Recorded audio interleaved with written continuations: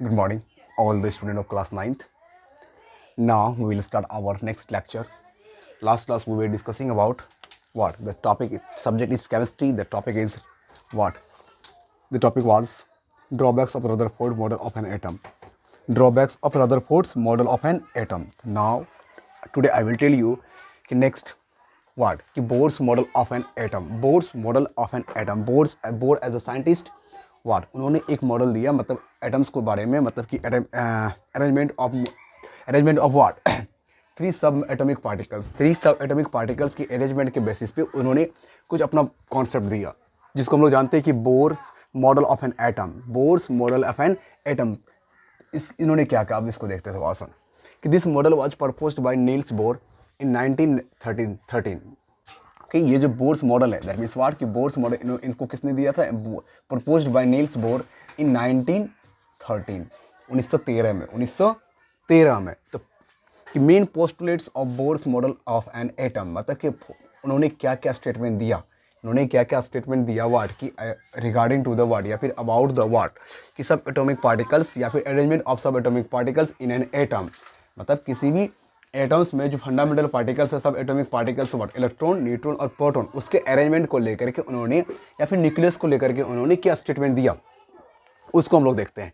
तो पहला स्टेटमेंट उनका था कि an atom consist of small heavy positively charge nucleus कि एन एटम कोई सा भी जो एटम होता है वो कंसिस्ट होता है कि ऑफ एन एटम स्मॉल कि an atom consist of small heavy positively charge nucleus in the centre. अब सपोज करो ये क्या है मेरा एटम है ये मेरा क्या है it's a atom ATOM atom और ये जो पॉइंट है ये पॉइंट को हमने मान लिया nucleus NUCLEUS it's a nucleus और ये पे क्या ये देखो ये एटम हो गया और ये न्यूक्लियस हो गया। तो पहला स्टेटमेंट उन्होंने कहा कि an atom consist of small ये जो न्यूक्लियस है ये क्या होता है बहुत ही स्मॉल होता है SMALL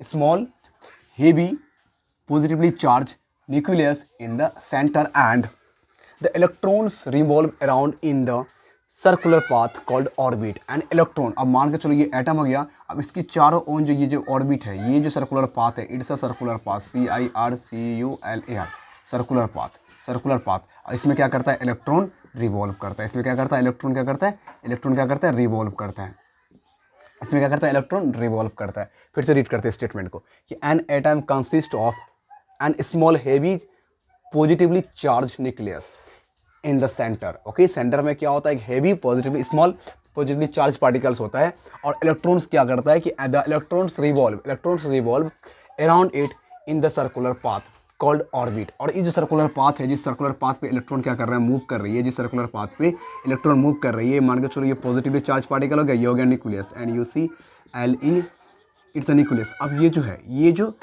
क्या है ये सर्कुलर जो पाथ है CIRCULAR circular path it's a circular path और इसमें क्या करता है इलेक्ट्रॉन क्या करता है चक्कर लगाता है इलेक्ट्रॉन क्या करता है इसमें रोटेट करता है इलेक्ट्रॉन क्या करता है चक्कर लगाता है ये जो सर्कुलर पाथ है इसको कहा गया ORBIT ऑर्बिट और ये क्या करता है इलेक्ट्रॉन उसी पाथ पे क्या करता है रैपिडली मूव करते रहता है। Third part in a particular atom the orbit in which the electrons move in a particular atom किसी भी पार्टिकुलर एटम्स के लिए the orbit this is the orbit in which electrons move are the discrete orbits having fix radii और energy. अब लोग कर दीजिए fix radii of energy जिस सर्कुलर पाथ पे इलेक्ट्रॉन मूव करती है। सपोज करो ये मेरा सेंटर हो गया ये हो गया न्यूक्लियस NUCLEUS न्यूक्लियस मान लेते हैं कि जो मेरा क्या फर्स्ट ऑर्बिट हो गया ये हो गया first orbit ORBIT orbit that means what और ये मान लेते हैं ये हो गया कि मेरा सेकेंड ऑर्बिट ORBIT और second orbit. Okay according to his statement what अब ready that means it's a polar of radius तो ये मेरा पॉजिटिवली चार्ज पार्टिकल हो गया जहाँ पे सेंटर हो गया। तो अगर इस यहाँ से लेकर के यहाँ तक का डिस्टेंस यही मेरा रेडियस होता है और यहाँ से लेकर यहाँ तक का डिस्टेंस यही मेरा रेडियस होता है और ये क्या मेरा गया ये क्या गया पाथ हो गया इसको हम लोग ऑर्बिट बोलते हैं। तो क्या कह रहा है कि इन अ पार्टिकुलर एटम किसी भी पार्टिकुलर एटम्स के लिए particular atom the orbits in which electrons revolve electron जिस ऑर्बिट में रिवॉल्व करती है इलेक्ट्रॉन जिस ऑर्बिट पे क्या करती है रिवॉल्व करती है are the discrete orbits that means different orbits having fixed radii and energy. अब ये जो ऑर्बिट्स होता है ये जो ऑर्बिट है जिसमें इलेक्ट्रॉन मूव कर रही है इसका क्या होता है FIXED fixed what energy, ENERGY energy, मतलब हर एक लेवल का, सपोज करो इस ये फर्स्ट मान लेते हैं इसको, ये सेकंड मान लेते हैं इसको थर्ड मान लेते हैं, सपोज करो बाहर इधर से ये 1 2 ये थर्ड मान लेते हैं। तो हर एक लेवल का, हर एक ऑर्बिट का एक अपना एनर्जी होता है जो फिक्स होता है। और जो रेडियस होता है, रेडियस मतलब व्हाट कि फ्रॉम द न्यूक्लियस, न्यूक्लियस से जो डिस्टेंस होता है, पहला ऑर्बिट का न्यूक्लियस से जो डिस्टेंस होता है, दैट मीन्स व्हाट कि मान लेते हैं ये न्यूक्लियस हो गया और ये मान लेते हैं फर्स्ट ऑर्बिट है, इट्स अ फर्स्ट ORBIT और सर्कुलर पर इसको ऑर्बिट बोल रहे हैं।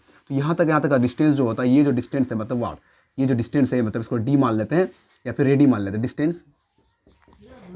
डिस्टेंस जिसको हम लोग रेडियस बोलते हैं, RADIUS रेडियस, ये क्या होता है, फिक्स्ड होता है। ये क्या होता है, फिक्स्ड होता है। अनदर पॉइंट कि these discrete orbits are called energy level और सेल, एनर्जी लेवल और सेल। दीज डिस्ट्रिक्ट ऑर्बिट्स, ये जो ऑर्बिट्स है, ये जो डिफरेंट ऑर्बिट्स है, ये जो ऑर्बिट्स है, ये जो ऑर्बिट्स है, ये जो ऑर्बिट्स है, ये जो ऑर्बिट्स है, इसको हम लोग बोलते हैं व्हाट, इसको कहा जाता है अनदर नेम, क्या कहा जाता है इसको हम लोग कहते हैं व्हाट, एनर्जी लेवल और सेल। इसी को हम लोग क्या बोलेंगे, ये जो ऑर्बिट्स है, दैट मीन्स व्हाट कि ये जो फर्स्ट है, ये फर्स्ट हो गया, ये सेकंड हो गया, ये थर्ड हो गया, इसको हम लोग बोलते हैं energy level, ENERGY energy, LEVEL energy level, it's called energy level और सेल, इसको हम लोग सेल भी कहते हैं, SELL सेल। ये जो ऑर्बिट्स है इसको क्या बोलेंगे, एनर्जी लेवल और लुक कि these discrete orbits are called energy level और सेल। अब सपोज करो ये मेरा क्या है, इट्स न्यूक्लियस, जो सेंटर वाला पॉइंट है वो क्या होगा मेरा, it's nucleus in which word, जहाँ पे एनर्जी लेवल क्या होगा, फिक्स्ड होगा, दैट मींस व्हाट क्या हो जाएगा, फिक्स्ड हो जाएगा। मान लेते हैं E1 E2 E3 E4, okay. तो इसको हम लोग क्या बोल रहे हैं, एनर्जी लेवल, और ये क्या होगा, ऑलवेज फिक्स्ड होगा। और इसको हम लोग बोलते हैं स्टेशनरी स्टेट, और इसको क्या कहा जाता है, स्टेशनरी स्टेट। ये क्या, इसको क्या कहलाएगा, जब STATIONAR stationary STAT state, that means what, इसको हम लोग बोलेंगे स्टेशनरी स्टेट। कब, जब ऑर्बिट्स को हम लोग क्या बोल रहे हैं, एनर्जी लेवल या फिर सेल बोल रहे हैं। जब ईच एनर्जी लेवल का क्या होता है, एनर्जी जो होता है वो फिक्स्ड होता है। किसी भी सेल का जो एनर्जी होता है, किसी भी सेल का जो एनर्जी होता है, that means what, first second third fourth, सबका एनर्जी क्या होता है, फिक्स होता है। तो एनर्जी लेवल जब फिक्स होगा तो उसको बोलेंगे हम लोग क्या बोलेंगे, स्टेशनरी स्टेट। क्या बोलेंगे उसको, stationery state. Okay, another point. These are numbered as 1 2 3 4. These are numbered as 1 2 3 4. जैसे फर्स्ट हो गया, सेकंड हो गया, थर्ड हो गया एंड फोर्थ हो गया, fourth. As we move outwards from the nucleus, or they are represented by the letters of KLMN. अब सपोज करो ये हो गया पहला, it's a P, it's a nucleus, इसको मान लेते हैं NUCLEUS, इट्स न्यूक्लियस, ये पहला हो जाएगा, इट्स सेकेंड हो जाएगा, इट्स थर्ड हो जाएगा। अब ये मान लेते हैं ये कितना हो जाएगा, फोर्थ हो जाएगा। नहीं, आप सपोज करो क्या हो जाएगा, फोर्थ हो जाएगा। अब लिसन, दीज आर न्यूमरेड 1 2 3 4। आप सपोज करो ये it's 1, okay, it's first one is 1, it's 2, it's 3, it's 4। तो इसको हम लोग क्या नंबर करते हैं, नंबर कैसे करते हैं, 1 2 3 4। As we move outwards from the nucleus, जब हम लोग न्यूक्लियस से बाहर जाएंगे, आउटवर्ड मतलब पर, जब हम लोग न्यूक्लियस से बाहर जाएंगे तो इसका नाम जो हो जाता है KLMN। तो K मतलब व्हाट कि फर्स्ट सेल, L मतलब व्हाट सेकंड सेल, और M मतलब what third shell, and N मतलब what fourth shell. That means what, इसको बोल सकते हैं first orbit, second orbit, third orbit and fourth orbit, okay. कि the energy of this shell increases as we move okay outward from the nucleus. Obviously आप देखो energy level of each shell, suppose करो it's E1, it's E2, it's E3, okay, it's E4। तो questions के other statement क्या कह रहा है कि the energy of this shells, ये सेल्स का जो एनर्जी होता है, the energy of this shells increases as we move outwards from the nucleus. जब आप न्यूक्लियस से बाहर जाओगे, ऑब्वियसली जब न्यूक्लियस से बाहर जाएंगे हम, आउटवर्ड मतलब क्या हो गया, बाहर, OUT out, WARDS outwards from the nucleus, outward from the nucleus. तो ऑब्वियसली क्या होगा, इसका इस सेल का जो क्या होता है, एनर्जी लेवल क्या करता है, इंक्रीज करता है। तो energy level ENER, energy level LEVEL, level क्या होता है, इंक्रीज करता है, INCREAS increases. That means what कि जब हम लोग फ्रॉम न्यूक्लियस से बाहर की ओर जाएंगे, दैट मीन्स व्हाट, न्यूक्लियस से बाहर की ओर जाएंगे तो energy level of the E shell क्या करेगा, वो इंक्रीज करेगा। Energy level of the E shell क्या करेगा, वो इंक्रीज करेगा, ओके, इंक्रीज करेगा। thus repeating the energies of the first, second, third, fourth cell by E1 E2, that means what, अब देखो इसको हम लोग कैसे रिप्रेजेंट करते हैं कि फर्स्ट के लिए हो गया E1, सेकंड के लिए क्या हो गया E2, थर्ड के लिए क्या E3 एंड फोर्थ के लिए E4। तो ये क्या एनर्जी लेवल्स को रिप्रेजेंट करता है, E1, E2, E3, E4 नहीं E3, ये क्या क्या रिप्रेजेंट करता है, एनर्जी लेवल्स रिप्रेजेंट करता है। तो उन्होंने कहा कि जब हम न्यूक्लियस से बाहर की ओर जाएंगे, दैट मीन्स व्हाट कि जब when we will move from what, from nucleus to outwards, नहीं तो क्या हो जाएगा, ऑब्वियसली क्या हो जाएगा, एनर्जी लेवल क्या हो जाएगा उसका, इंक्रीज करेगा। एनर्जी लेवल क्या करेगा, इंक्रीज करेगा। सपोज करो कि पहला मेरा क्या हो गया E1 first energy level, first energy level या first shell, okay. E2 it's a second shell, E3 it's a third shell and E4 it's a fourth shell. तो ऑब्वियसली क्या हो जाएगा कि एनर्जी लेवल क्या करेगा, इंक्रीज करेगा। E1 वो सबसे कम होगा, E2 उससे कम होगा, ज़्यादा होगा, E3 is greater than E4। तो हम बोल सकते हैं कि E4 is greater than E3, E3 is greater than E2 and E2 is greater than E1। तो ऑब्वियसली इसका एनर्जी कम होगा कब, जब हम इनवर्ड से आउटवर्ड जाएंगे, मतलब न्यूक्लियस से जब हम लोग बाहर की ओर मूव करेंगे तो ऑब्वियसली क्या होगा, एनर्जी लेवल इंक्रीज करेगा। इसका मतलब क्या हो गया कि E4 एनर्जी सबसे आउटर जो ऑर्बिट होगा, सबसे ज़्यादा आउटर ऑर्बिट कहने का मतलब हो गया जो फोर्थ स्टेट पे रहता है, outer shell, OUTER outer shell, SHE outer shell. Outer shell क्या होगा, सबसे ज़्यादा एनर्जी होगा। आउटर सेल में क्या होगा, सबसे ज़्यादा एनर्जी होगा, सबसे ज़्यादा एनर्जी होगा। Another statement is कि as long as electron is revolving in the particular orbit, it can neither be lose energy or nor gain energy. That means what की energy, सपोज करो कि ये प्रोटॉन इस तरह से प्लस इस तरह से हो गया। अब जिस पार्टिकुलर ऑर्बिट पे, सपोज दैट कि जिस पार्टिकुलर ऑर्बिट पे इलेक्ट्रॉन रिमूव करता है, जिस पार्टिकुलर ऑर्बिट पे इलेक्ट्रॉन रिवॉल्व करता है, दैट मीन्स व्हाट कि उस पार्टिकुलर ऑर्बिट पे एनर्जी E एंड ER जी एनर्जी ना ही इलेक्ट्रॉन गेन करता है और ना ही लूज करता है। दैट मीन्स व्हाट कि जिस पार्टिकुलर ऑर्बिट पे इलेक्ट्रॉन मूव कर रही है उस पार्टिकुलर ऑर्बिट में ना इलेक्ट्रॉन एनर्जी को गेन करता है ना ही इलेक्ट्रॉन एनर्जी को लूज करता है। दैट्स वाई क्या होता है कि एटम्स ये होता है कि दस the atoms is stable and does not collapse. इसलिए क्या होता है कि एटम्स जो होता है वो स्टेबल होता है और वो कोलैप्स नहीं करता है। इसे रदरफोर्ड्स का ड्रॉबैक निकाला था क्या कि अगर इलेक्ट्रॉन सपोज करो कि इस तरह से था ना, तो क्या करता है कि तो इस तरह से था। अब सपोज करो इलेक्ट्रॉन अगर यहाँ पे है तो क्या कर रहा है, अगर ये रैपिडली मूव करता जाएगा तो एनर्जी इमिट करेगा। जब एनर्जी इमिट करेगा तो फाइनली एनर्जी जब खत्म हो जाएगा इलेक्ट्रॉन तो कहाँ पे पहुँच जाएगा, न्यूक्लियस पे पहुँच जाएगा और इससे क्या होगा, एटम का विनाश हो जाएगा, तभी सर एटम डिस्ट्रॉय हो जाएगा। बट इसके केस में क्या हो गया कि इलेक्ट्रॉन जिस पार्टिकुलर ऑर्बिट में मूव कर रही है उस पार्टिकुलर ऑर्बिट में इलेक्ट्रॉन ना ही एनर्जी को लूज करता है ना ही एनर्जी को गेन करता है। दैट्स वाई क्या होता है, एटम्स जो होता है वो स्टेबल होता है और वो कोलैप्स नहीं करता है। The state of the atoms with lowest energy, the state of the atom with lowest energy is called ground state of the atom। उसको हम लोग क्या बोलेंगे, ground state of the atom। क्या कह रहा है कि the state of the atom with lowest energy, वो state atoms का जहाँ पे lowest energy होगा उसका is called ground state of an atom।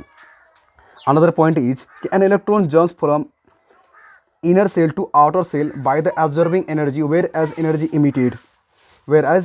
emitted when electrons jumps from the outer cell to inner cell। अब look at this। अब suppose करो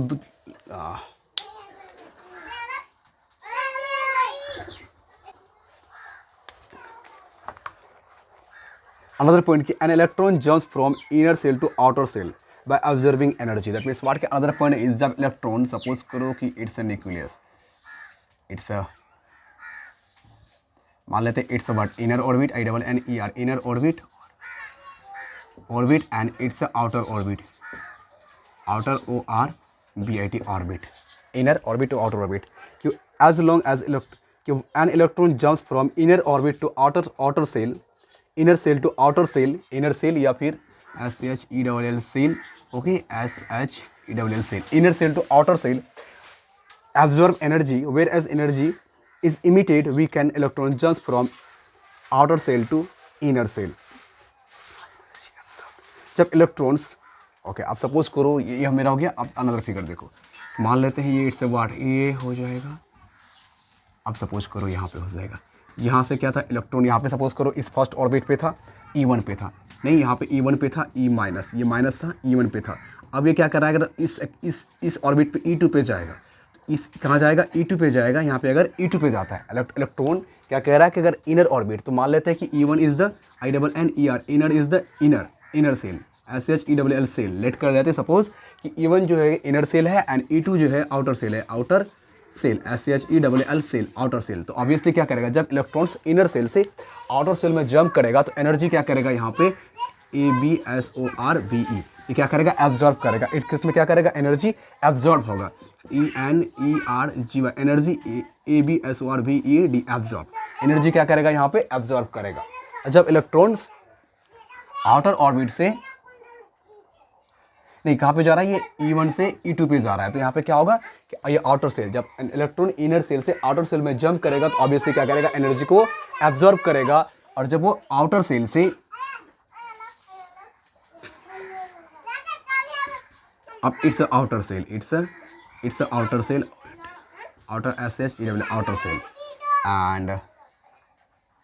and it's inner shell, INNER, inner shell, SHELL, inner shell. जब electron outer shell से inner shell में आएगा, that means what, जब electron outer shell से inner shell पे आएगा, इलेक्ट्रॉन यहाँ पे E2 से E1 पे आएगा, दैट मीन्स व्हाट, E1 पे आएगा, तो ऑब्वियसली क्या करेगा, एनर्जी लूज करेगा। यहाँ पे क्या होगा, एनर्जी, यहाँ पे क्या होगा, एनर्जी का लूज होगा, एनर्जी क्या करेगा यहाँ पे, loss of energy, lose energy. यहाँ पे एनर्जी क्या होगा, एनर्जी इमिटेड, यहाँ पे एनर्जी लूज करेगा या फिर एनर्जी इमिट करेगा, ENERGY, energy emitted, EMITTED, energy emitted. That means what, जब इलेक्ट्रॉन्स के इनर ऑर्बिट से आउटर ऑर्बिट में जंप करेगा, इन दैट केस वो क्या करेगा, एनर्जी को एब्जॉर्ब करेगा।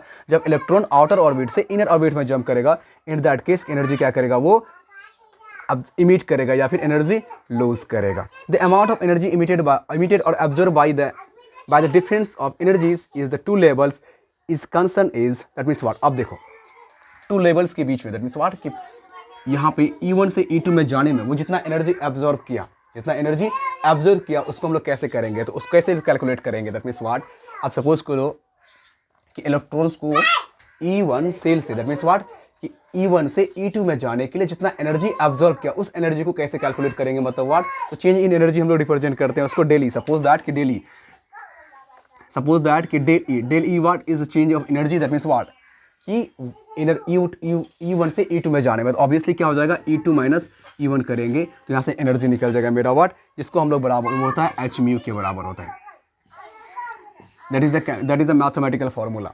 जब इलेक्ट्रॉन्स क्या हो जाएगा कि E1 इनर ऑर्बिट से आउटर ऑर्बिट में जंप करेगा, जब इलेक्ट्रॉन्स इनर ऑर्बिट से आउटर ऑर्बिट में जंप करेगा तो हम लोग कैसे कैलकुलेट कि कितना एनर्जी लूज हुआ या फिर गेन किया, तो हम लोग कैसे निकालेंगे, डेल E इक्वल्स टू हो जाएगा E2 माइनस E1, जो कितना के बराबर हो जाएगा, hν के बराबर हो जाएगा। कितना के बराबर हो जाएगा, hν के बराबर हो जाएगा। दैट मीन्स इतना एनर्जी का रिक्वायरमेंट हो गया कि where E2 and ET are the energies of the electron in the higher and lower energy levels respectively. Okay, तो E2 क्या है, HIGHER higher energy level, ENERGY energy level, LE level, and E1 क्या है, lower energy level, E1 and E2 are lower and higher energy level.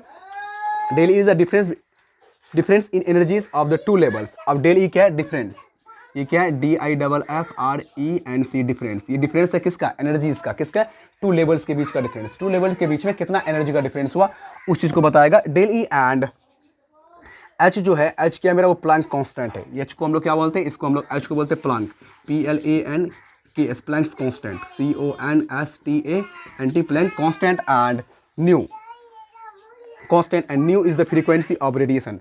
New क्या है, ये इसको हम लोग पढ़ते हैं nu, frequency FREQUENCY, frequency of RADIATION, frequency of radiation.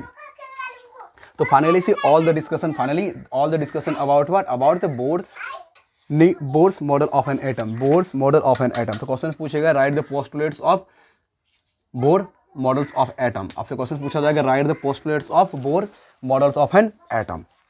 Okay, तो you have to remember all the points कि उन्होंने क्या क्या बताया, किसके बारे में, एटम्स के बारे में या फिर इसके सब एटॉमिक पार्टिकल्स के बारे में।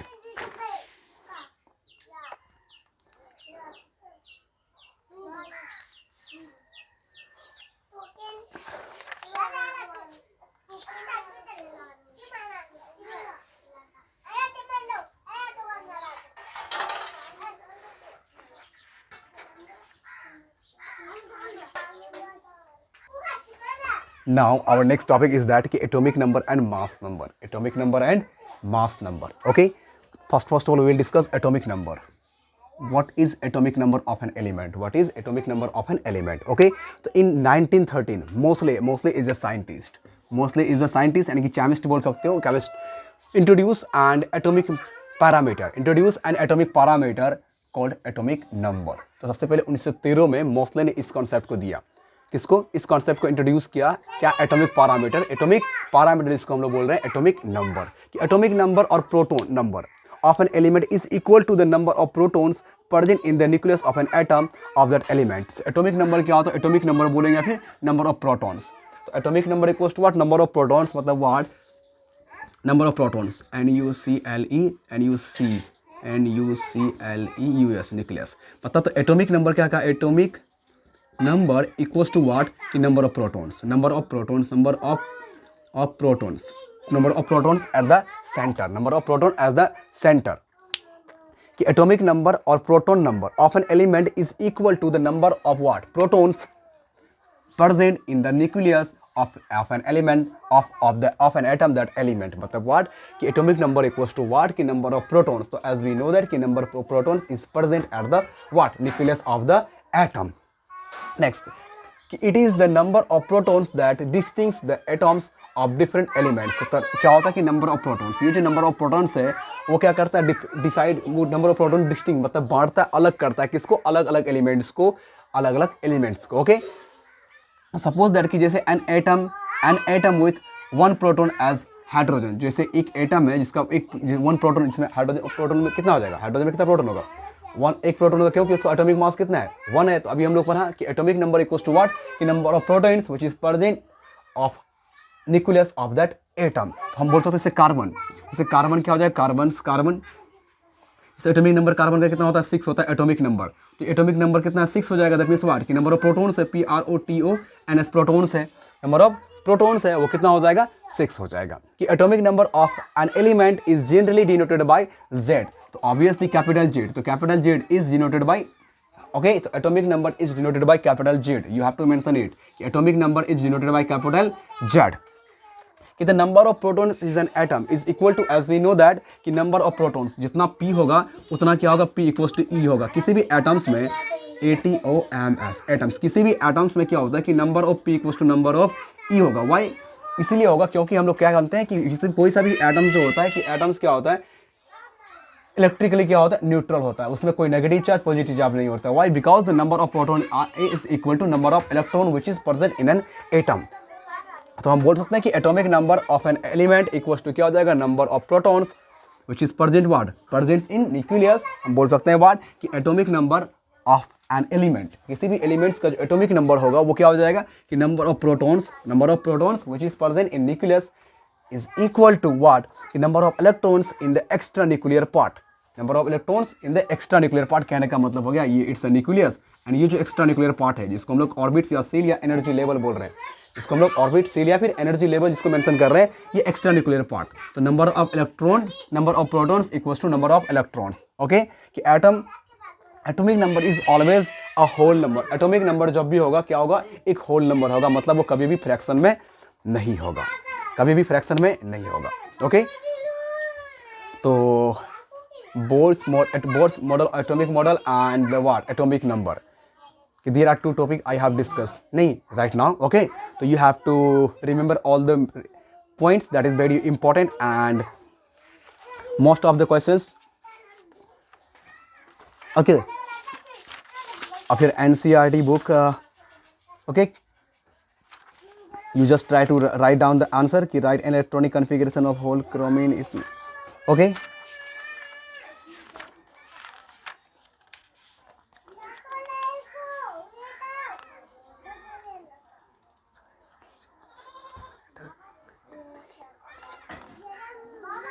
Write down the NCERT questions. Next हो सकता है कि एट सैटरडे, ओके. तो मे बी सैटरडे या फिर coming Tuesday I will conduct a test especially this chapter, that is the structure of atom. Okay, so you have to remember all the points. I will give you 20 questions, 10 MCQ and 5 questions very short and 5 2 marks questions. Okay, so you have to remember this chapter. Okay, thank you for watching this video and have a nice day.